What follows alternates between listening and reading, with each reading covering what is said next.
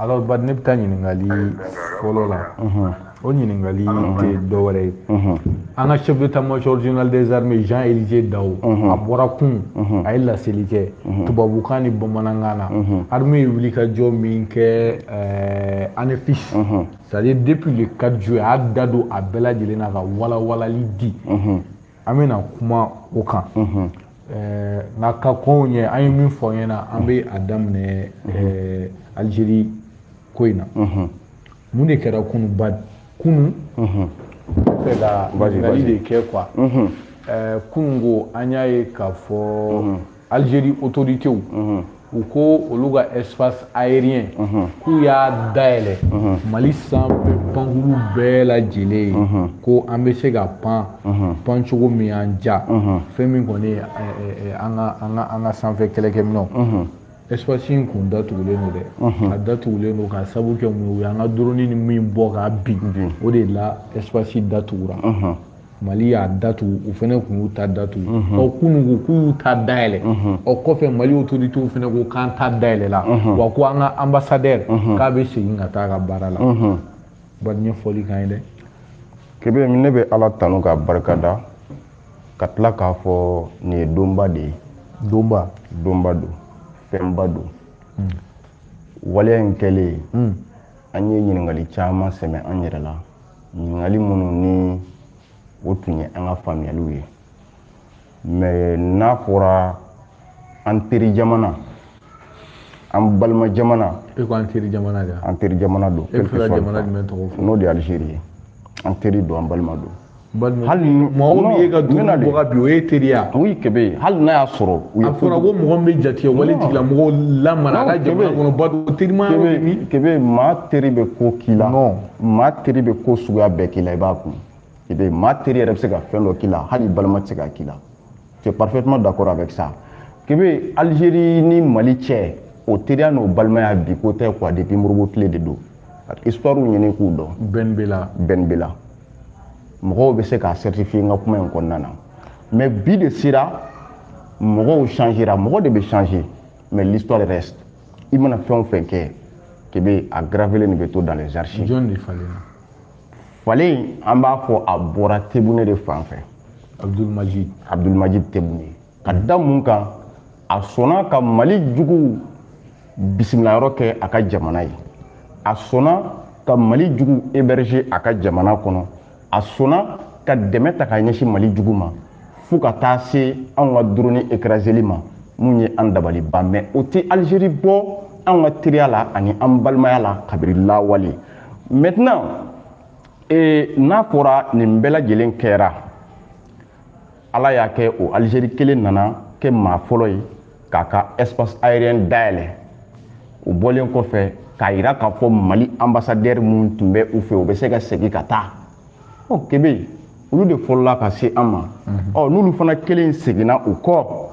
ka dayɛlɛ ne bolo a ka ɲi i b'a dɔn fɛn dɔ bɛ yen f'an k'o faamuya Kebe ani Algérie ka bɛn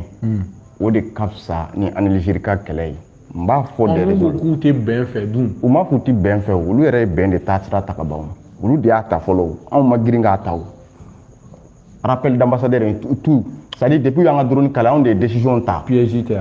non an tɛ se k'a fɔ piège don fɔlɔ Kebe n'u ye fɛn k'an ka ambassadeur la u ta bi yan f'an k'o de faamuya espace aérien minnu dayɛlɛ la n t'a dɔn u bɛna se ka piège min bin an ɲɛ o ko la ko an tɛna se k'o ɲɔgɔnna bɛn u ɲɛ donc f'o de ka faamuya ne ma piège ma yɔrɔ ye mais i b'a dɔn hali sura ne kɛlen ka kuma kan n ye ɲininkali dɔw de sɛmɛ n yɛrɛ la n ko yala Algérie ka nin waleya in a kun ye mun de ye est-ce que Algérie ka ni Mali ka nin kɛlɛ in kɔnɔ est-ce que nin waleya ninnu ma kɛ sababu ye ka jouer Algérie économie de kan wa ka sababuya kɛ Algérie bɛ feere caman kɛ Mali kɔnɔ yan ne yɛrɛ hakili bɛ mun na lawale Kidal fɛn caman bɛ bɔ Algérie de kɔnɔ Kidal fɛn bɔgɔden bɛ bɔ Algérie de kɔnɔ ya ka d'a kan ni Algérie ka surun i ka Kidal sigi waati ya oui n ka Kidal sigi waati la donc o y'a sɔrɔ trafiquant kow bɛ yen Kebe denmisɛnnin fitinin san 21 a bɛ se ka comment dire BJ ta k'a bɔ Kidal fo Algérie kɔnɔ n'i tun bɛ se o mobili boli la Kebe tu étais millionnaire parce que i bɛ drogue trafiquants kɛ i bɛ arme trafiquants bɛɛ kɛ o sen fɛ. kuma in la tilen dɛ. bilahi minnu tun bɛ o kɛ o waati. voilà minnu tun b'o kɛ Badiko tɛ dɛ astafurulayi n tile kelen m'a kɛ o ye kabini ala ye n dan fana ma don Algérie dugu kɔnɔ yarɔ o y'a dan ye ma deli ka se hali a frontière la yarɔ o y'a dan ye ani Algérie frontière la donc Kebe anw ni Algérie ka bɛn bi a da ka di anw na a da ka di Algérie la anw ni Algérie ka kɛlɛ bi a da man di anw na a da man di Algérie la maintenant ni Algérie bɛnna ko la a ka ca ala fɛ anw ka Kidali ko anw bɛ se ka espérer ni o ye k'a fɔ n'an ye Kidali minɛ nin kɔfɛ a ka gɛlɛ an k'a perdu u bɛ sabati an ni Algérie ka bɛnɲɔgɔnya yɛrɛ de kɔnɔ parce que waati min Algérie kɛlɛ la an ka mɔgɔw talen Maroc ni bɛɛ bɔra kalama pour l'affaire de Polisario Algérie mun kɛ attaque mun kɛra le 25 u ye jatigɛ wale mɔgɔw dɛmɛ diɲɛ bɛɛ sɔnn'o ma pour que ka tiɲɛni kɛ Mali kɔnɔ ni Kidali ko in nana bɔ o la tuguni o kɛra mun kama kɛlɛ parce que an n'u bɛ kɛlɛ la u sɔnna k'an ka juguw dɛmɛ tuguni u sɔnna ka dɔ fara an ka juguw ka capacité kan pour nous détruire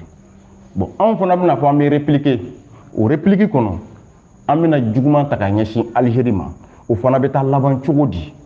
Kebe Algérie t'o dɔn anw t'o dɔn misali la terror ye mun kɛ le 25 avril a wolola mun anw fɛ yan kojugu belebele kojugu mun ɲɔgɔn ma deli ka kɛ Mali kɔnɔ n'o de ka taa wolo f'an ka ministre de la défense yɛrɛ ntanyani ma o ɲɔgɔn kojugu ma kɛ diɲɛ na an tɛ ala deli a ɲɔgɔnna wɛrɛ la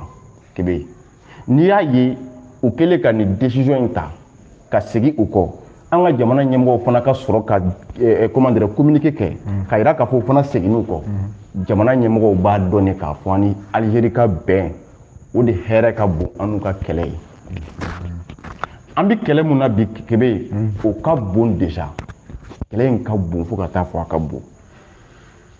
donc n'an nana dɔ fara o kɛlɛ kelen kan an bɛna dɔ de fara an kungo kan an bɛna dɔ fara an ka gɛlɛya kan an bɛna dɔ fara an ka fɛn caman de kan kuma in kɔrɔ tɛ ko on a peur Kebe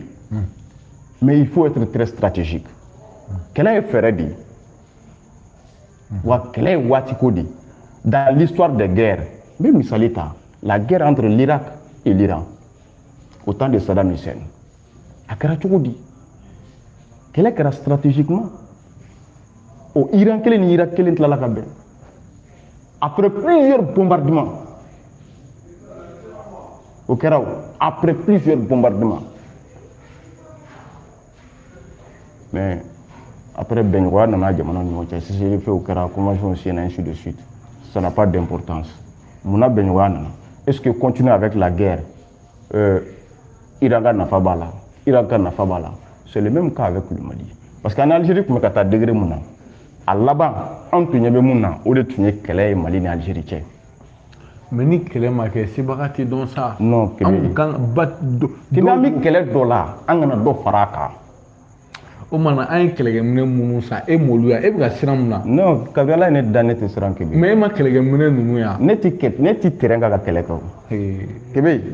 ne ti terrain kan ka kɛlɛ kɛ i jɔ sa o bɛ n ka char ninnu photo fɛnw de bɔ wele la kɛlɛkɛminɛ mana ne tɛ ma bɔ mun kalama n ko kɛlɛkɛminɛ foyi mana ba ma bɔ mun kalama mais ala tanu yɛrɛ fɔ tɛ wa en dehors de kɛlɛkɛminɛw nali ne ba ɲɛ dara kɛlɛkɛminɛ caman kan fo u jɔyɔrɔ la e fɛ ka fɔ k'e ye fɛn ama min ya fu jɔyɔrɔ la n tɛ kuma ka dama tɛmɛ n tɛ n'o f'i ye mais n ɲɛ dara kɛlɛkɛminɛ caman kan n bɛ fɛ ka mun de f'i ye ne ta ye ka n sigi bi ka walawalali kɛ jabaraninw kɔfɛ surasiw de bɛ kɛlɛ in na olu de b'a dɔn kɛlɛ in gɛlɛya n'a nɔgɔya olu de b'a dɔn ɔ bi ni ne ka n to n ka jabaranin kɔfɛ jamana fila bɛnnen kɔfɛ k'a fɔ ko non o kun man ka kɛ ko jamana fila ka continuer ni kɛlɛ ye alors que o kɛlɛ in an ɲɛ b'a la a bɛ taa laban mun na o ye guerre de entre deux états o kɛlɛ mana wuli o jatigɛwale kelen maaw ni olu yɛrɛ cayalen don an da la olu bɛ kɛ Algérie ka mɔgɔ dɛmɛnenw ye ni ka an kɛlɛ donc Algérie b'an kan olu fana bɛna profiter ka k'an kan au même moment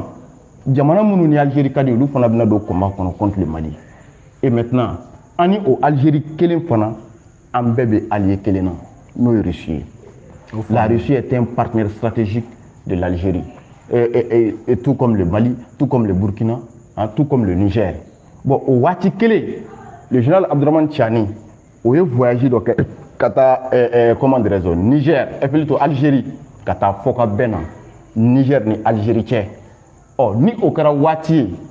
ko on me ka do fara o Keleka, wala san Algérie ka bla nyogona, akake guerre. Est-ce que, malgré que Benogam be ayesi jamano ni nyogon tchè, Tchani ka voyagé kofe, misali ala kan kisi, Tchani ka voyagé kofe Algérie, foutne ka wuli Algérie ni Mali ni nyogon tchè. Abe yere bolo ko Niger bina fara an kan ka Algérie bombarder. Niger be se ka jouer mon ke o ye ka cesser fait de ñini jamana fla ni nyogon tchè. Le fait ko défi. Bon ni bengoya mu yere fle ni ne ñininga. Ne man fam de. Oui, nta mo là. Non, ne man fam. C'est la vérité que je te dis, c'est très amer mais pas fiébi. C'est pas critique dénigremateur, coopération bilatérale tien. Mais voilà. Mais ne bena mun fo. On ni Niger tchè. Balma ni Sinja de ba nu ɲɔgɔn cɛ. An bɛɛ jugu ye jugu kelen de. O ye jɔn ye? O ye jatigɛ wale tigilamɔgɔ ye. O ye jɔn ye? Mɔgɔ min bɛ ka jatigɛ wale tigilamɔgɔw ladon u fɛ. Mɔgɔ minnu b'a la ka jatigɛ wale tigilamɔgɔw armé u fɛ. Algérie n'est pas le seul pays qui fait ça. La Mauritanie en fait partie. Kébé, o ye kelen ye. Kébé, kɛlɛ ɲini k'a dɔn yanni k'a kɛ, kɛlɛ man ɲi. Nous défier. On est Algérie kɛlɛ, moi je mesure beaucoup de choses.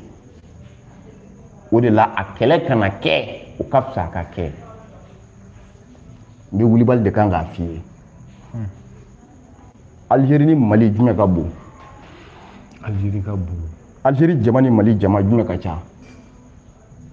Wa jama. Cɛ dɔgɔya tɛ kɛlɛ. N bɛna ale sa militairement. Algérie ni jamana joli de allié militairement. Partenaire joli de Algérie bolo. Russie kɔfɛ. Algérie bɛ minɛ sa la Amérique bolo. Anw ni Amérique bɛ cogo di bi? An bɛ minɛ sa yɔrɔ o yɔrɔ Algérie bɛ minɛ sa ye. Bari Algérie tɛ s'anw na. N bɛna ale o. U tɛ s'anw na. Kanu i jɔ sa. Anw ye da mɔnzɔn siw de. La question n'est pas u bɛ s'an na u tɛ s'an na sa. Un pays s'an na sebana na n'an taar'o fɛ. C'est-à-dire an bɛna an ka jamana tiɲɛ fu quoi. An ye babɛnba mɔdenw de. Kɛlɛ ti kɛ ni perte ti kɛ mun kɔnɔ. Dibi sila somɔgɔw. Yani an ka se o perte ma an ka bɔ nin kɔnɔ ni bɛn kɛra bɛn ka kɛ. Ne dalen dɔ la ni bɛn kɔfɛ terroriste ta fura bɛna sɔrɔ a la o. Fura bɛ sɔrɔ a la o kelen. Ɔ fura fɔ an ɲɛna. E yɛrɛ bolo ni bɛn a hɛrɛ bɛna kɛ jumɛn de ye parce que sujet ka ca dɛ. Moi je crois que nin bɛɛ kɔfɛ kumaɲɔgɔnyaw bɛ na o kumaɲɔgɔnya mana na donc a bɛna dɔn Algérie bɛ se ka mun de kɛ ka Mali dɛmɛ contre les terroristes. E bolo Algérie bɛ se ka jumɛn de kɛ bi k'an dɛmɛ jatigɛ wale tigilamɔgɔw k'u éradiquer. Soit an ka mɔgɔw b'a ɲini Algérie fɛ jatigɛ wale maa ɲɛmaw k'u minɛ k'u di an ma u ka extrader ka na yan. Yada Gali. Yad walima Bilal walima Ali Gabasso n'a ɲɔgɔnna caman minnu b'a ka jamana kɔnɔ k'olu minɛ k'u di an ma. Soit jatigɛ wale tigilamɔgɔw. Voilà. Soit o Algérie kelen bɛ fara an kan. An ka espace récupérer Kidal ka fara Tinza Watène kan a n'a lamini bɛɛ an sigilen ka to a kɔnɔ. O terroriste kelenw n'a yɛrɛ bɛ fɔ ka bɛn kɛ n'u ye u ka taa loger ale ka jamana kɔnɔ donc a b'o kɛ. O fana bɛ se ka kɛ. C'est-à-dire ninnu ye kumaw de ye hakililaw de ye n bɛ fɛ ka mun développer mɔgɔw k'a faamu quoi. C'est-à-dire nin bɛnɲɔgɔnyaw n bɛ fɛ k'a yirila k'a fɔ a nafa ka bon ka tɛmɛ ani Algérie ka kɛlɛ. A nafa de b'an kan ni ani Algérie ka kɛlɛ cɛ. Yɔrɔ mɔgɔ caman bɛ k'a fɔ a man ka kɛ ainsi de suite. Anw ka dirigeants tɛ maa kunfɛtɔ ye k'u bɛ décision ta ten o. N'a y'a sɔrɔ an ka nafa kun tɛ ani Algérie ka bɛn na olu kun tɛ bɔ k'a jira k'a fɔ ko u sɔnna n'a ye ko Algérie ambassadeur fana bɛ se ka na yan ni ka tila k'an ka espace aérien dayɛlɛ u kun tɛna kɛ o. Mais u y'a dɔn autorités y'a dɔn k'a fɔ ani Algérie ka bɛn nafa b'a la ka tɛmɛ an n'u ka kɛlɛ kan. Kebe kɛlɛ mun b'an dala bi an ka occupé o la déjà parce que an ka jugu bɔyɔrɔ ye fila de ye. N'an miiri an ka drone na a b'an tɔɔrɔ. Non Kebe n'an miiri drone na an dusu de bɛ kasi. Mɔgɔ baden de y'o fɔ. Ne ma ban o ma koyi. Ne ma ban o ma. Kebe drone in kana kɛ sababu ye i k'i ka espace di tiɲɛni ma quoi. Drone kana kɛ sababu ye k'i ka espace di tiɲɛni ma. C'est vrai drone prix ka ca mais l'essentiel ka drone ɲɔgɔnna bɛ se ka san. C'est ce qu'il faut comprendre. a duuru ni ɲɔgɔnna bɛ se ka san wa a ɲɔgɔnna bɛ se ka san a ka ca Ala fɛ n'an ni Algérie yɛrɛ bɛnna fɔ la Algérie bɛ se k'a sara n'an bɛnna fɔ la u bɛ se ka segin kɔ ka duuru ni ɲɔgɔnna san k'a d'a ma o bɛ se ka kɛ o se bɛ Algérie o. mais sisan nane maintenant o ma fisa ni kɛlɛ ye wa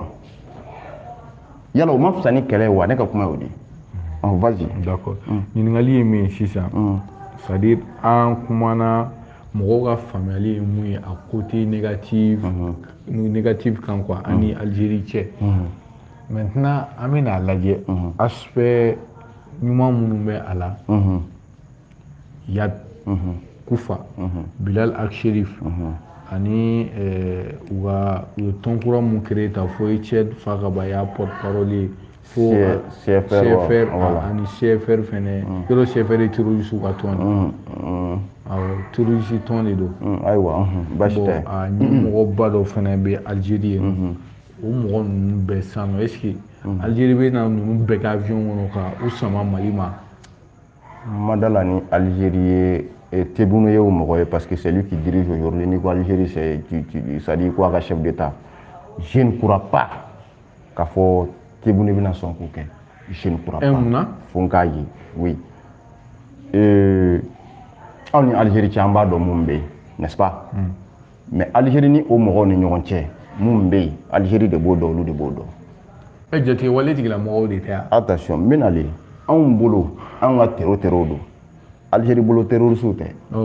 Algérie bolo maa dɔw don minnu bɛ k'u ka hakɛ de réclamer. Ni ma siba kuma ye. N'i y'a ye Algérie da yɛlɛ u ye k'u bisimila c'est ça que bɛ yen. mais o ma u bɛ ka mɔgɔw faga mɔgɔw tɛ k'o ye yan. non Algérie mago t'o la o. u bɛ ka duguw ci mɔgɔw tɛ k'o ye yan. non Algérie ko de ko u bɛ k'u ka hakɛ de demander à travers tout cela mɔgɔw fagali mɔgɔw minɛni mɔgɔw ni karabali ko nin bɛɛ ye hakɛ ɲinini de ye. Algérie kɛn bɛ k'u bisimila o de la. accord d'Alger nana wolo jumɛn kama nin ko in bɛɛ lajɛlen de don jatigɛ wale maaw ka laɲini dɔw ko k'o fana sabati. mais e bolo sisan u bɛna jumɛn de k'an ye mun kosɔn an ka ban ninnu ka ko la terroriste leaderw. an tɛ se ka o fɔ yan nin waati in na mais tagalen ɲɛfɛ temps de bɛna explication di an ma k'a dɔn an ni Algérie cɛ bɛn kɔfɛ mun de bɛ se ka bɔ c'est-à-dire fɛn jumɛn de bɛ se ka k'a bénéficier k'a ɲɛsin jatigɛ wale maa ninnu ma c'est-à-dire que fɛn jumɛn de bɛ se ka kɛ ni anw bɛ kisi jatigɛ wale maaw ma Algérie bɛna mun de k'an ye walima an bɛna wulikajɔ jumɛn sabati ka ɲɛsin Algérie ma pour que an ka se ka kisi jatigɛ wale mɔgɔ ninnu ma mais il faudrait comprendre une chose anw bolo terror don sigana t'o la wa terroriste don mais Algérie bolo terroriste tɛ parce que ni Algérie bolo terroriste don Algérie t'u bisimila a ka jamana kan mais Algérie bolo mɔgɔ dɔw de don u bɛ k'u ka hakɛ ɲini c'est ce qu'il faut comprendre maintenant c'est pas comme si an ka segin n'a ye forcément k'a fɔ Algérie bɛna ninnu dɔw livrer an ma k'u don avion kɔnɔ k'u ci an ma. o tɛ kɛ an bɛɛ ka taa an jɔ aéroport la ka taa u kunbɛn k'u bila ka taa u kan ka taa yɔrɔ min na. ma da la ni o bɛna kɛ je dis bien ma da la parce que n'o tun bɛ kɛ Algérie tun tɛ mɔgɔ ninnu considérer comme i n'a fɔ maa minnu bɛ k'u ka hakɛ ɲini mais Algérie tun b'u considérer k'u bila terrorisiya minɛn kɔnɔ i y'a faamuya mais du fait que Algérie ninnu ka kɛlɛ yɛrɛ kɔni wa Algérie ninnu ka kɛlɛ sɔrɔ comme une guerre noble une cause noble donc du fait que o bi sen na ça serait très difficile tant que ko idée to Algérie ça serait très difficile Algérie ka ninnu extrader. est-ce que Algérie bɛ ka u bɛ ka kuma minnu fɔ Algérie sɔnnen don o ye a ba kɛlɛ noble ka taa mɔgɔw faga ko kɛlɛ noble. mais kebe o noblesse ma yɔrɔ bɛ min. o dalulu yɛrɛ de ye a ka dayɛlɛlen don ye o kuma bi les leaders terroristes là u bɛ jamana jumɛn kɔnɔ i yɛrɛ m'a fɔ ko yala Algérie bɛna sɔn k'u da an ma ni Algérie b'u da an ma parce que u bɛ Algérie fɛ yen de o mais mun Algérie dayɛlɛ u ye mɔgɔ b'i ka dayɛlɛ terroriste la. baro n'u wɔlɔwɔlɔ ka don wa. wɔlɔwɔlɔ ka don tɛ Algérie b'a dɔn k'u b'a ka jamana kɔnɔ i ye i da maga mɔgɔ dɔ ta la mais i m'a tɔgɔ fɔ a ma Algérie jamanakuntigi rencontré yan a y'a rencontré o a bɔli yan ka taa bien sûr o image bɛ diɲɛ fan bɛɛ o vidéo bɛ yen. mun bɛ to ka dulokiba dɔn ta. ayiwa ne kɔni ma o fana fɔ a ka faamuya. dulokiba donna caman tɛ Algérie yan. non ayi kana précision di sa an ka taa kana précision di parce que moi j'ai i b'a dɔn an filɛ waati min na bi quoi ne bɛ fɛ maliden bɛɛ ka bɛn quoi kelen. an ta. voilà Donc me fait ko de fie kebe Algérie ani Mali ni ɲɔgɔn cɛ bɛn ni e maa min m'a faamu i ka dɔn k'a fɔ a da ka di côté fila bɛɛ la n'i y'a faamu fana i ka dɔn k'a fɔ a da ka di côté fila bɛɛ la mais fɛn min ye k'i sigi au retour ko Algérie bɛna kɛ maa ye maa min bɛ jatigɛ wale maa ɲɛmɔgɔw don avion kɔnɔ k'u ci an ma ka na i jigi da o kan forcément. Oh mais sisan voilà sisan o faamuna an ka frontière dugu tɔgɔ Tinza Waten de tɛ Tinza Waten bi jatigɛ wale tigilamɔgɔ minnu bɛ bɔ Algérie u tɛ bɔ Tinza Algérie ka na don Mali ta de fɛ yan ou bien u kɔni bɛ Algérie ta de franchi peut-être n'u bɛ na attaque kɛ sisan nɔ u bɛ bɔ sira jumɛn fɛ? oui u bɛ bɔ Tinza Algérie c'est-à-dire u bɛ bɔ Tamaracet ka sɔrɔ ka na Tinza Algérie. Voilà o sisan u t'o kɛ yan o sisan Algérie ko tɛ minɛ ko te ayiwa a y'a kɛ to dɛ ko tere nana d'accord sisan nɔ ko Tinza Algérie bisimilayi vas-y a bɛ a kɛ to han ko Tinza Algérie n'u donn'o fɛ a fɔra sisan nɔ ko anw ka sanfɛ kɛlɛkɛminɛnw bɛ se ka pan Algérie ka c'est-à-dire an ka sanfɛ kɛlɛkɛminɛnw kɔni bɛ se ka pan ɔ sisan nɔ o pantɔ la n'o ye ninnu ye Algérie frontière la o bɛ ka tɛmɛ an tɛ se k'a susu kunna an bɛ se k'a susu ala k'a to ka kɛ ɲɛmɔgɔ ninnu dɔ ye yarɔ o nafa b'an kan o tɛ bɛn nafa belebele dɔ ye an n'u kɛlɛla mun na fɔlɔ k'an ka comment dire pankuru ye u ka espace franchi o kɛra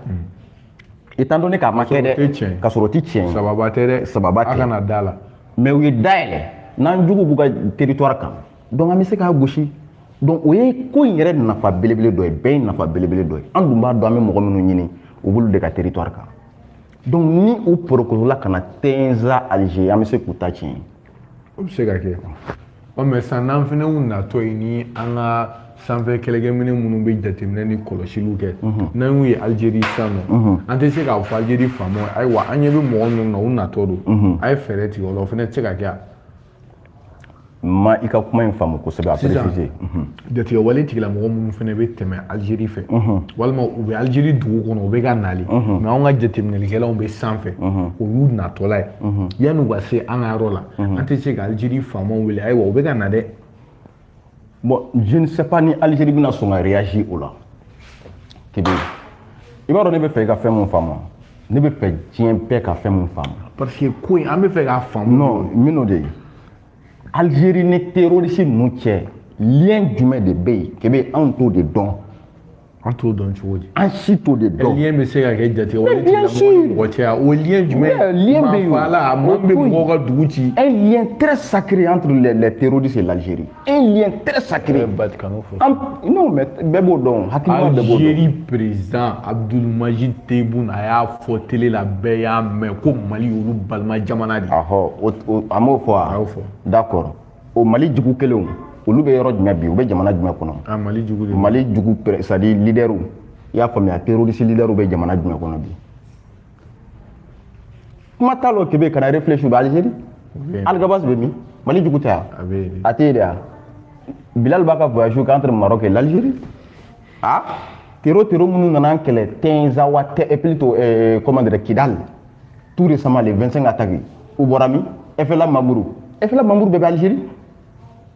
de Tinza Algérie jusqu'à Tamaracet fo Algérie yɛrɛ kɔnɔ n'o ye Algérie capitale ye donc Algérie ka bɔ k'a fɔ ko Mali y'an balima jamana ye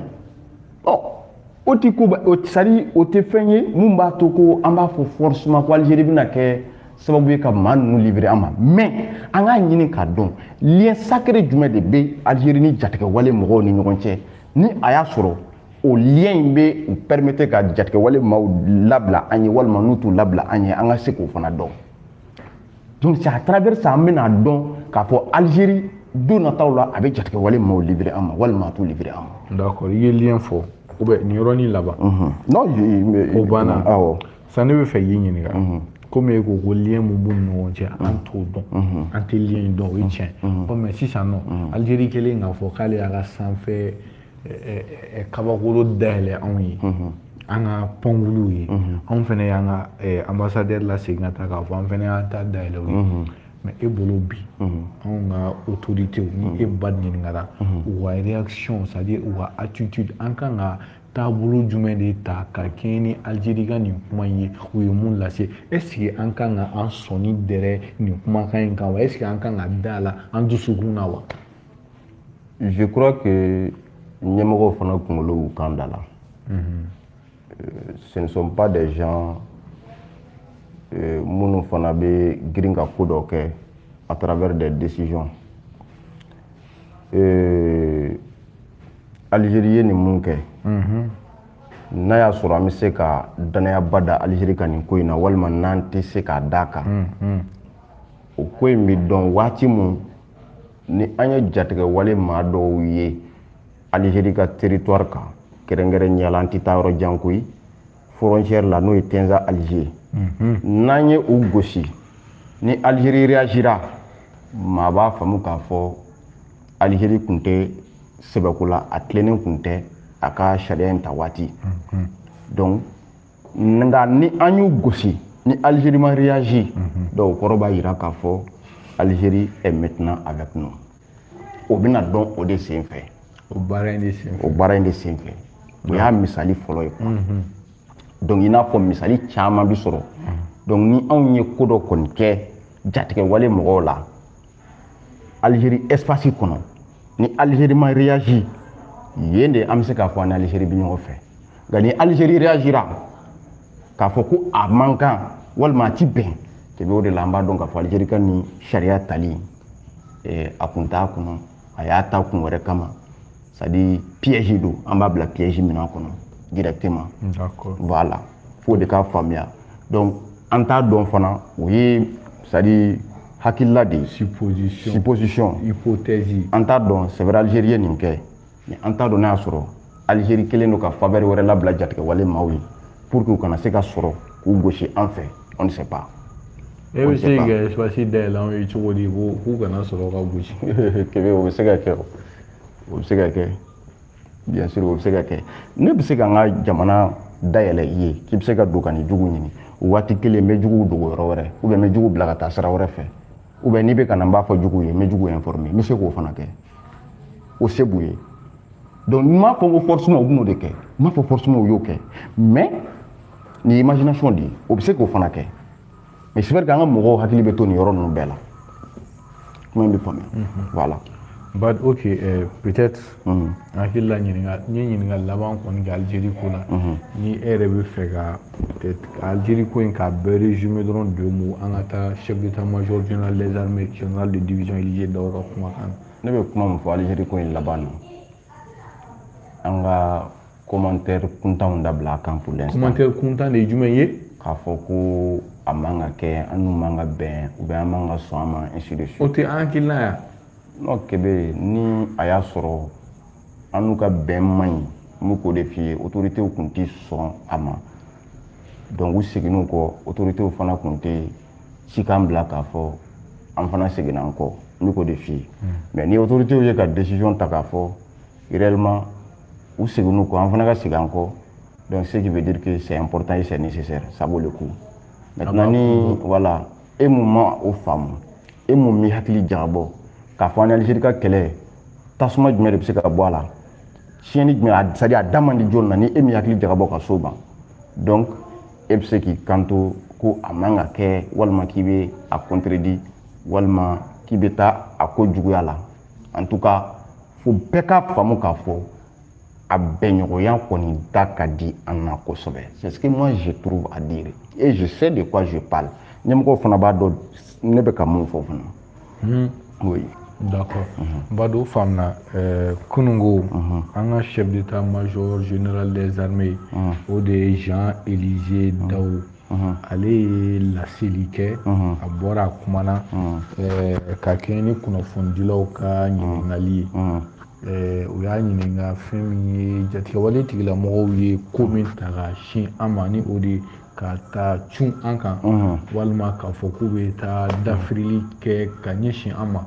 ni an ka wolomasiri taabɔ mɔnɛbɔdenw u jɔra u jɔyɔrɔ la ay kuma in ɲɛfɔ yalima n t'a dɔn n'i b'a to an bɛ vidéo in dɔɔni de lamɛn wa walima ni directement i bɛ explication ça ne vaut pas le coup an ka vidéo lamɛn mais voilà an bɛ se ka taga fɛ dɔɔni voilà i bɛ synthèse k'a ye voilà d'abord yani n ka don kuma na i ye moni dɔ employé moni mun bɛ hakili jigin Mali cɛba dɔ la mun ye an dɛmɛ révolution in kɔnɔ fo kana se bi ma mun ye révolution in mɛnɛ fo kana se bi ma kebe a tɔgɔ fɔli bɛ se ka digi dɔw la parce que dɔw b'an bila mɔgɔ ko minɛn kɔnɔ n'i ko mɔnɛbɔdenw nin mot an y'a mɛn maa fɔlɔ min na o ye docteur Choguel ye docteur Choguel n ko mɔnɛbɔden bamanankan non bamanankan don mais ka mot kɛ sangawuli ye k'a fɔ réseaux sociaux kan i sɔnna i ma sɔn a bɔra docteur Choguel la billahi taalahi k'a fɔ an ka finitigiw ma ko mɔnɛbɔdenw bi c'est un exemple tiré de Choguel wallahi mɔgɔ ko kuma tɛ fait autre chose ni rien wallahi k'i hali n'a sɔrɔ a bɔra premier ministre actuel de la n b'o fana fɔ i y'a faamuya b'a la donc docteur Choguel an bɛ foli las'a ma yan ka dugawu sama a ma a fana ka dugawu sama a ma an bɛ taa ɲɛfɛ an ye le chef d'état-major général des armées Jean-Élisée Daho maa mun ni n b'a fɔ kosɛbɛ a bɔra ka kuma ka sanga ni ANEFIS an ye combat mun mɛnɛ jatigɛwale maaw contre la a ka kumaw bamanankan fara nanzarakan na n ye dɔɔni lamɛn a bɛɛ lajɛlen na Élysée point dɔ souligner point mun qui est très très important o point fɔlɔ ye jumɛn maa minnu bɛ to ka anw yɛrɛ wele kan an ɲininka ko Kidal b'an bolo a t'an bolo ainsi de suite jusqu'à présent minnu dalen t'a la k'a fɔ Kidal t'an bolo a b'an bolo je crois que Élysée banna kuma na parce que Élysée y'a jira k'a fɔ an ka finitigiw tɛ Kidal Élysée y'o fɔ a ka kuma kɔnɔ o tɛ Kidal wa an ka finitigiw tɛ Kidal mais c'est une vérité i jɔ de an ka ɲɔgɔn faamu parce que Kidal ko in na général kumana parce que ko e yɛrɛ da delila ka s'a ma non but kana yɛlɛ ah non je t'écoute mais je ka yɛlɛ je t'écoute Kidal ko in e yɛrɛ da delila ka se a ma peut-être voilà mɔgɔw ka faamuyali ko de don Kidal lamunu a dafɛ dugu parce que il y a la région de Kidal il y a la ville de Kidal également Agel Ok Menaka dugu tɔ nin fɔ ne ɲɛna Tessit olu bɛɛ tɛ armée bolo wa André Boucan voilà olu bɛɛ b'an ka mara kɔnɔ Kébé là on parle de la ville de Kidal on parle de la ville de Kidal moi j'ai toujours souligné k'a fɔ n ko jatigɛwale mɔgɔw ka Kidal minɛ n ko siège ka sigi mun don Bobara fankelen b'a sanfɛ fankelen yangani don sanni dugu cɛ parce que Kidal dugumisɛnnin caman bɛ a t'u bolo mais fɛn min ye Kidal ville kɔnɔna ye Élysée y'a jira k'a fɔ an ka finitigiw replier la ka bɔ yen c'était une stratégie retrait stratégique bon au retrait stratégique ni mɔgɔw tun m'a faamuya parce que n'a fɔra ko retrait stratégique mɔgɔw bɛ u yɛrɛ ɲininka o de ye jumɛn ye finitigiw bɔra Kidal kɔnɔ jumɛn de kama dɔw yɛrɛ b'a bila voilà dɔw yɛrɛ b'a fɔ ko non ko dɛsɛ de don ko nin tɛ stratégie ye ko dɛsɛ de y'an bɔ yen bon Élysée y'a jira k'a fɔ an ka segin ka na ANEFIS k'a bɔ Kidal o ye ka da de yɛlɛ jatigɛwale maaw ka se ka ye kɛnɛ kan an ka se ka fɛrɛ u ma k'u gosi Élysée fɔra min kɔ i ka kuma latigɛ tɛ Umar Jara ale fɛnɛ de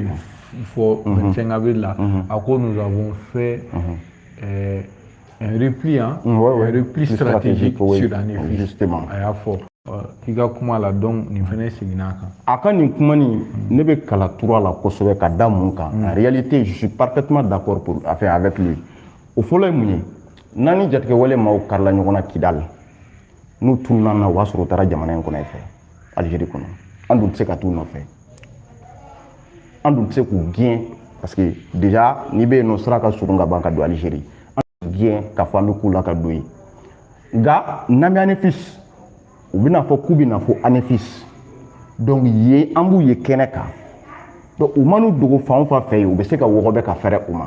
donc hali n'u k'u bɛ boli ka taa Algérie on aura le temps ka se ka boli ka kun u la ni k'u halaki ka sɔrɔ a ma don Algérie espace kɔnɔ donc nin ye ka kɛnɛ dayɛlɛ juguw ye u ka gɛrɛ an na ka ye kosɛbɛ fɛrɛ ka se ka kɛ u ma je suis parfaitement d'accord avec lui et c'est une très bonne stratégie de l'armée ça je suis d'accord donc a y'o point mun souligner a ye faamuyali caman di yan ANEFIS combat in kɔnɔna na en réalité ka da mun kan an y'a ye an ka finitigiw wulilen don u bɛ Kidal reconquête nɔfɛ waati min u bɛ ka taa o waati kelen de ninnu wulila ka na u jigi dalen don a kan d'après Élysée lui-même ko Kidal ka d'u ye kojugu enfin plutôt Anefis ka d'u ye kojugu Élysée y'a souligné ka kuma kɔnɔ donc k'u bɛna Anefis fana minɛ donc mun de la Anefis ka d'u ye mun de bɛ Anefis c'est de ça qu'il s'agit. Mun de bɛ Anefis et u nalen fana u ye fɛɛrɛ bɛɛ kɛ population ka bɔ Anefis pewu. Oui, les 4 kɔfɛ population bɔra Anefis o surasiw yɛrɛ fɛɛrɛ bɛɛ kɛ ka population protéger ka tɔ to u yɛrɛ dama ka tɔ t'u yɛrɛ dama ye parce que kɛlɛ in tun bɛ degré mun na c'est-à-dire il fallait quoi il fallait que population ka écarter fɔlɔ pour que an ka se ka fɛrɛ u ma parce que ni civil bɛ yɔrɔ yɔrɔ armée tɛ se ka kɛlɛ kɛ ka fɛrɛ quoi parce que olu bɛn'u concentrer k'u bɛna civil protéger et après ça va mal tourner parce que ennemi o bɛ se ka kɛ opportunité u ma u ka fɛrɛ a ma donc an ka finitigiw ye fɛɛrɛ kɛ ka civil écarter ka kɛ combat face à face combat kɔnɔ terrorisme ma se ka segin ka boli ka segin k'a fɔ k'a bɛ tila an na d'une manière à l'autre cɛ joli de fɔra k'o fagara Anefis a ka ca dɛ 200 fɔra 100 fɔra o kɔfɛ 100 wɛrɛ fɔra 400 cɛ 400 cɛ 400 mais Kebe n'a sɔrɔ ni ninnu tun karila ɲɔgɔn na Kidal bilahi an tun tɛ se ka nin cɛ 400 bɛɛ faga parce que dɔw tun bɛ tila n'a ka don e fɛ i y'a faamuya b'a la misali donc c'est pour te dire que an n'u ka kɛlɛ Anefis bi a nafa ka bon an n'u ka kɛlɛ Kidal parce que ça va nous permettre ka jigi u kan kosɛbɛ ani ka ko caman de ɲɛ sɔrɔ kɛlɛ in kɔnɔ jatigɛwale maaw tɛ se ka mun kɛ an contre la et an y'a ye fana kɛlɛ mun kɛra Anefis wa kɛlɛ o kɛlɛ bɛna kɛ nin waati laban in na ka sɔrɔ Kidal tɛ a jateminɛ Kebe a bɛɛ bɛ taa u ka ɲɛkumu kan wala a bɛɛ bɛ taa u ka ɲɛkumu kan et n'i y'a lajɛ u ka armement hakɛ mun détruira combat in kɔnɔ c'est pas petit u yɛrɛ ka blindés lajɛ blindés minnu détruira c'est pas petit drone kamikaze han marifaw Kebe a n'a ɲɔgɔnna caman o minɛ hakɛw lajɛ minnu détruira o nin tɛ maa ɲɛnama minɛnen u ma oui ɲɛnamaw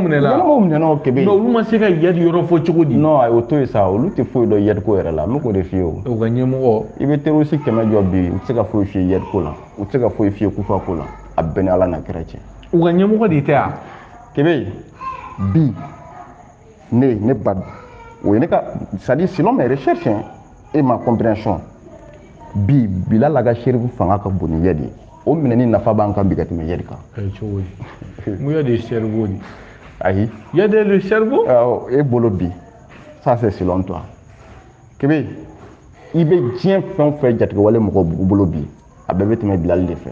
recherche kɛ bɛ tila ka na ci bɔ anw na yadi kunkolo wari n bɛ n'ale u ne b'a la o parce que bɛɛ kɛ min k'ale de reconnu comme chef terroriste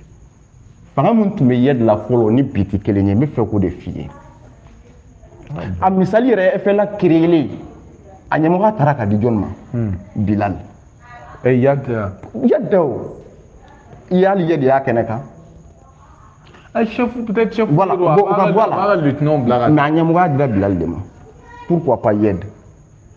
taa sɛgɛsɛgɛ FLA créé a ɲɛmɔgɔya dira Bilal de ma o ka bɔ yen contacté bɛ Bilal de ni mouvement terroriste tɔw bɛɛ lajɛlen ni ɲɔgɔn cɛ que ça soit Boko Haram Al-Qaïda a n'a ɲɔgɔnna caman contacté bɛ Bilal de ni olu ni ɲɔgɔn cɛ n'olu fana bɛ fɛ ka dɛmɛ min lase olu ma terroriste ma a bɛ tɛmɛ Bilal de fɛ o Bilal kelen relation bɛ ale de la ka maramafɛn sɔrɔ k'a di jatigɛwale mɔgɔ ma que ça soit à travers l'Ukraine et autres o relation bɛ Bilal de la n bɛ fɛ k'o de f'i ye et parmi eux tous c'est l'homme le plus riche des terroristes du Nord. Non, toi, c'est un multimilliardaire Kebe. C'est pas là. Un monarque-trafiquant. Drogue. Et toi? Drogue. Non, moi tu drogue faire ni Bilal yo. Beni ala tche. Nous ko defi. La Mali Somalie mandu. Non, tu sais ka fin so Mali Somalie ma. Fu ne ba la fu da jolima. Kebe. Ma ti drogue business ki ka Bilal bo.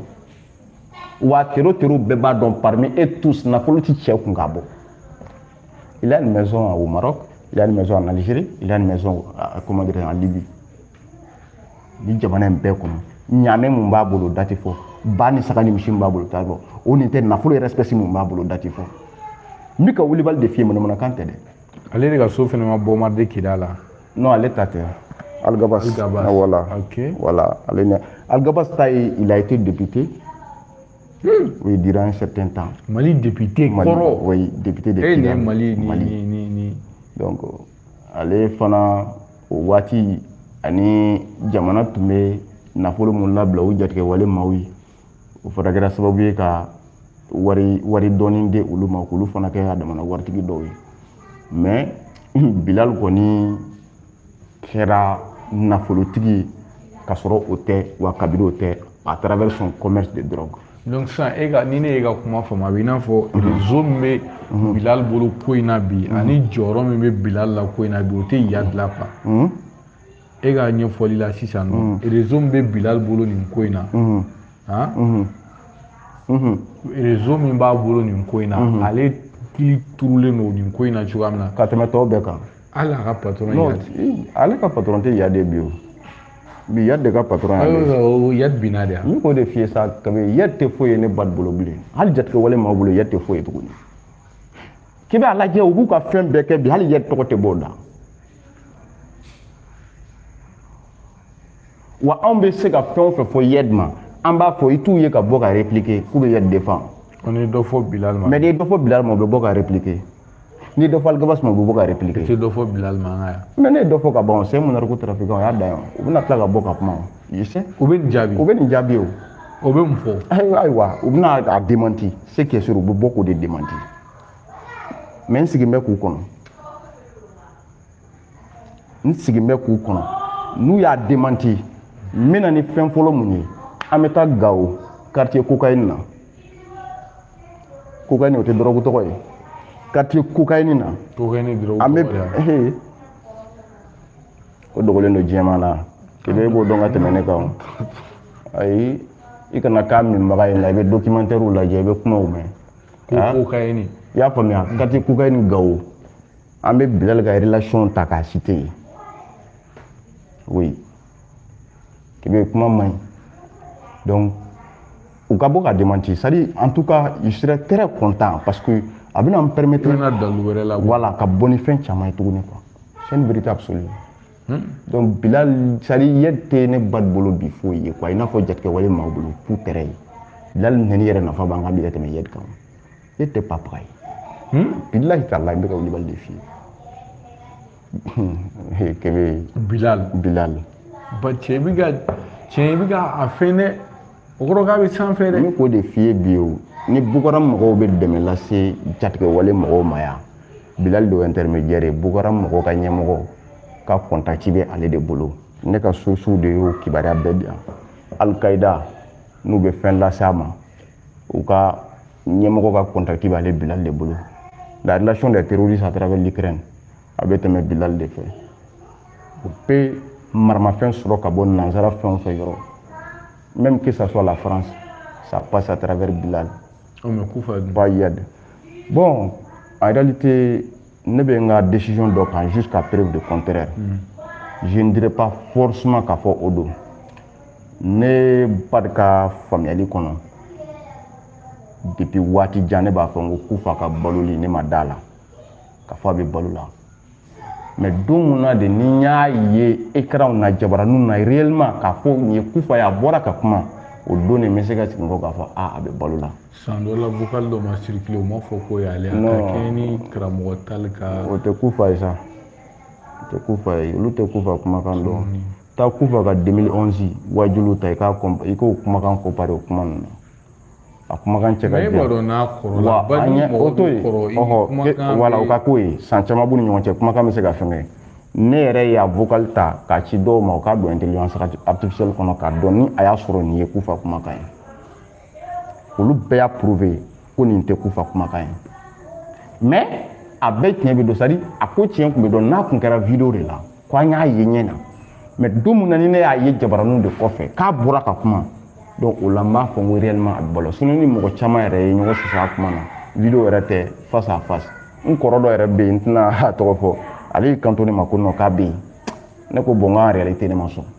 fo ne k'a ye de ɲɛ na k'a fɔ nin y'a ye a bɛ balo la o ye ne ka faamuyali ye. D'accord. Voilà. Bada hakili la waati kɔni taara kosɛbɛ. Peut-être ni farankan dɔ b'i bolo walima ni o tɛ yen n'an bɛ kuma kuncɛ mais armée ye communiqué dɔ kɛ quoi. Armée ye communiqué kɛ peut-être n'an bɛ se k'a da tugu n'o ye. Pas de problème. Force bɛ communiqué in labɔ. Armée ye wulikajɔ min kɛ ANEFIS u kumana o de kan quoi. Ja ANEFIS ko in halisa an ka mɔgɔw bɛ k'u sɔn communiqué in filɛ. Je vais me profiter k'a lecture kɛ. Voilà. Le communiqué in kɛra bi le 11 juillet 2026 samedi. Communiqué qu'a dit que l'état-major général des armées porte à la connaissance de l'opinion nationale que les forces armées maliennes FAMA, en coordination avec leurs partenaires après avoir pris le contrôle total de la localité d'Anefis,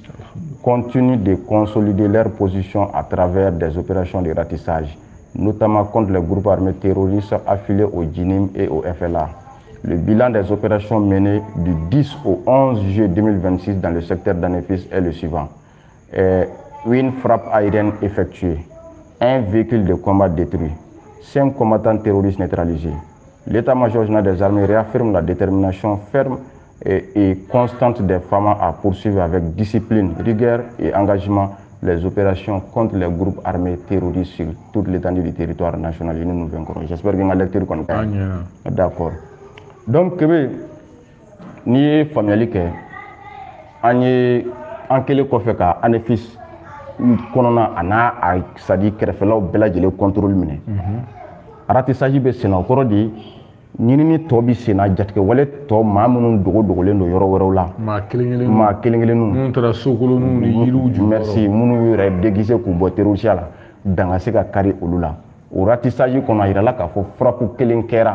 O frappe kɛra jatigɛwale maa dɔw juguya la mobili kelen détruira o la jatigɛwale maaw ka maa 5 fana nin tora o fɛn min ye o gosili in kɔnɔ. Donc i b'a ye k'a fɔ o kɛra du 10 au 11 juillet 2026 ka bɔ kunun na ka na se bi ma. Donc k'a yira k'a fɔ ratissage bɛ ka continuer de pas seulement ANEFIS nin ye k'a yirala de an bɛ ka taa Kidali Kebe. Oui, sira dayɛlɛ la sira de bɛ ka taa an bɛ ka taa de Kebe. Ni ratissage bɛ taa kuncɛ fo Kidali de nin y'o de ye o de taatɔ filɛ nin ye. Non, ta kana taa la Kebe et on verra la suite. Bad me kuma in da tuguni min ye colonel Ataïr Maïga foli bɛ d'a ma trop. Journal maro mɔgɔw ye nin sɔrɔ sa journal dɔw bɔra n'a ye k'a fɔ ko colonel Ataïr Maïga ko k'a banna. An y'a ye sɛgɛsɛgɛliw kɔfɛ mun ko ko k'a fɔ ko an kɔrɔkɛ Abdou Niang a ka wulikajɔ sababuya la fɛn min ye Ataïr Maïga a yirala k'a fɔ a bɛ balolen mais journal bɔra kɔfɛ ka yafa deli k'olu filila de ko ni Ataïr neveu dɔ kumana ko Ataïr bɛ balolen. Bon Ataïr bɛ jɔyɔrɔ min na bi a dɔnnen don kɛlɛ mun b'a la ka kɛ ANEFIS ɲɛmɔgɔya bɛ ale de bolo. An bɛ ANEFIS ko kɛlɛ min na an bɛ Kidali ko kɛlɛ min na bi bɛɛ lajɛlen bɛ a dɔn. O waati kelen n'a nana fɔ ko o kɛlɛbolo dajuru minɛba ko o fatura k'a sɔrɔ a ma sa. Nin kuma in ani nin ko in e bɛ se ka jumɛn de fɔ a la dɔrɔn 2 minutes. A fɛn fɔlɔ soit u pereselen kun don a ka sa o ye kelen ye. Non, c'est une vérité absolue. Kebe mɔgɔ tɛ se ka bɔ ten k'a fɔ ko mɔgɔ sara sans preuve. E ka perese mɔgɔ bɛ se ka perese ni maa ɲɔgɔn ka saya ye. Voilà, surtout armée opéra de colonel. Merci, sans preuve aussi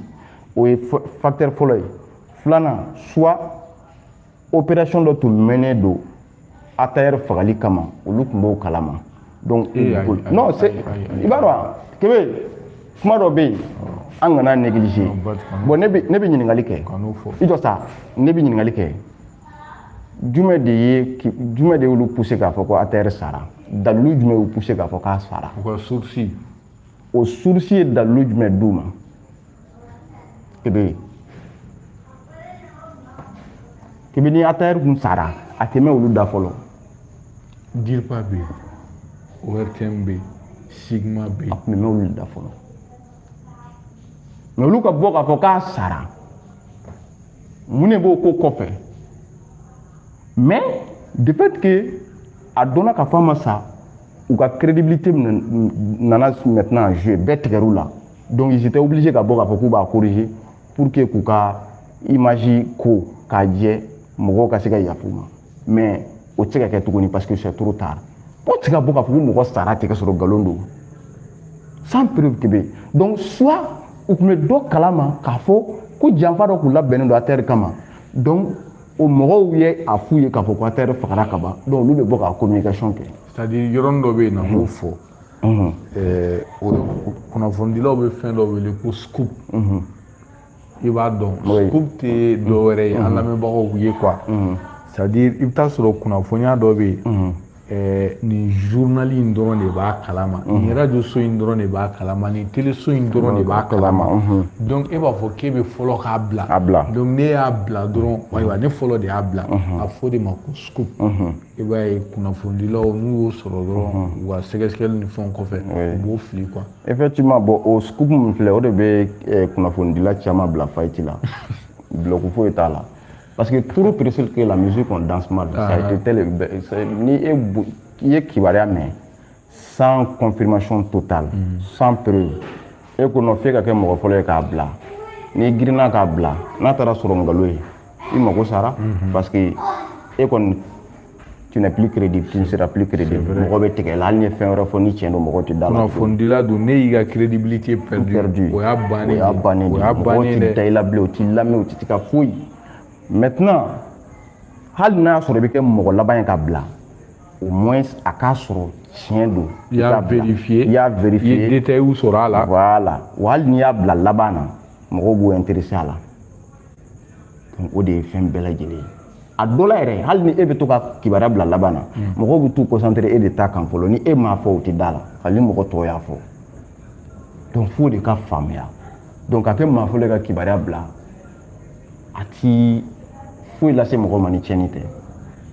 o ye ne ka faamuyali ye o ye ne ka faamuyali ye Kebe parce que n'a taara sɔrɔ nkalon ye n'a kɛra tiɲɛ ye don n'a kɛra tiɲɛ ye alhamdulilayi mais n'a kɛra nkalon c'est à dire caman nkalon de ka ca ka tɛmɛ a tiɲɛ kan i ka teli ka nkalon tigɛ a la de ka tɛmɛ tiɲɛ kan o de la i b'i farati quoi. Ba foli kɛ d'accord parce que n bɛ su an b'u fo d'accord u k'a faamu k'a fɔ an t'u contre la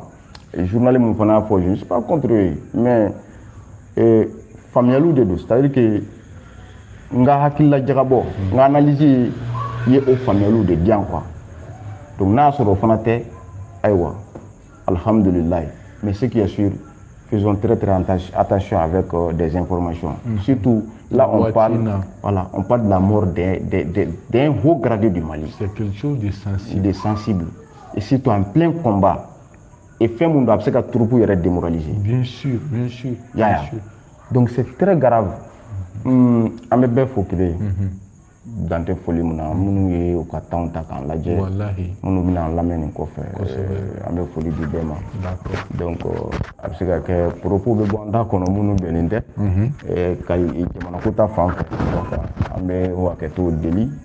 ka dɔn k'a fɔ maa kelen tɛ ko dɔn. Nin tun y'anw ka faamuyaliw de ye mais o t'a yira k'a fɔ forcément ko bɛɛ lajɛlen y'anw ta ye donc e maa min fana bɛ yen ko faamuyali wɛrɛ b'i la donc on serait très content an ka partager ni ɲɔgɔn ye voilà donc an bɛ dugawu kɛ Ala ka jamana basigi halisa Ala ka an ka kidali minɛ k'a di an ma yarabi voilà donc n bɛ o de fɔ ka bɔ kuma na salamu d'accord an bɛ aw bɛɛ fo ka waleɲuman dɔn i n'a fɔ an y'a ɲɛfɔ aw ye cogoya min na ani Bad an tun kumana fɛn min kɔni an ka wolomasiri tabaw ka maa ɲɛma ni o de ye bon Jean Elisée Daw chef d'état-major général des armées don ale ye ba de walawalali ba di a ka kuma la fo ka taa se Algérie min kɛra kunungo ani an ka Mali ɲɛmɔgɔw fana décision min ta Algérie ta kɔfɛ k'a fɔ ko ka front sanfɛ espace aérien dayɛlɛ lasigidenw fana ka segin ka taa u ka baara la hakili la faamu caman sɔrɔla la ayiwa ni fili min yera kuma la an bɛ o hakɛto deli ka kanbɛnda kɛ aw ye wa salam.